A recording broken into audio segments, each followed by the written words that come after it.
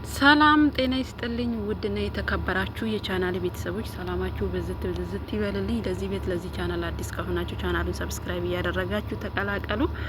አስደንጋጭ ነገር ተከስቷል። እንግዲህ ኤፍሬምና ሩቲ ካልታሰሩ ታስረው እስር ቤት ገብተው ቅጣቱን ማግኘት አለባቸው በማለት እንግዲህ አበጋዝ ያዙኝ ልቀቁኝ እያለ ይገኛል አሉ። በነገራችን ላይ አይሳካልህም፣ መቼም ቢሆን መቼም አትታሰርም፣ አይዟችሁ ማለት ነው። ርዕሱን አይታችሁ ብዙዎቻችሁ የነኛ ወገኖች የተደሰታችሁ አላችሁ፣ የሩትዬ ደግሞ በጣም ያዘናችሁ እያለቀሳችሁ ኮሜንት ላይ ስላየዋችሁ ማለት ነውና አትታሰርም።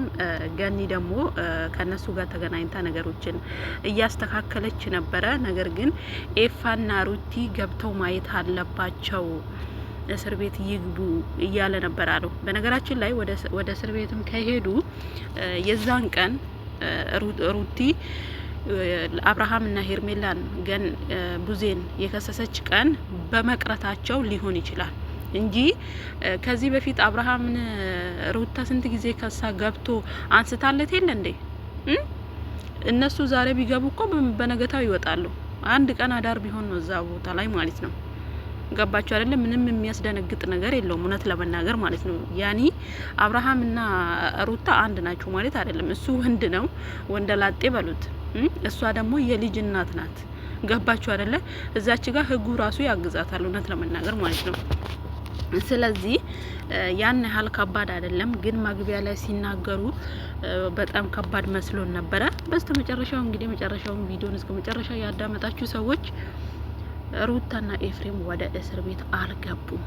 ገኒ ነገሮችን እጨርሳለሁ አግኝቻቸው ከነሱ ጋር እያወራው ነበረ ብላለች። እነሱ ግን ድጋሚ እዛ ቦታ ድጋሚ ቀጠሮ ላይ መቅረት የለብንም፣ ነገሩ ሌላ ወደ ሌላ ነገር እንዳይቀየርብን እኛ ቦታው ላይ መገኘት አለብን ብለው ነው ቪዲዮ የሰሩት ማለት ነው ሩቲና ኤፋ እንጂ ያን ያህል የሚካበድ ነገር ሆኖ አይደለም። እና አበጋዝ ደግሞ ያዙኝ ልቀቁኝ አትበል። ከዚህ በፊት ስንት ጊዜ ገብተህ አልነበር እንዴ ያነሳችልህ?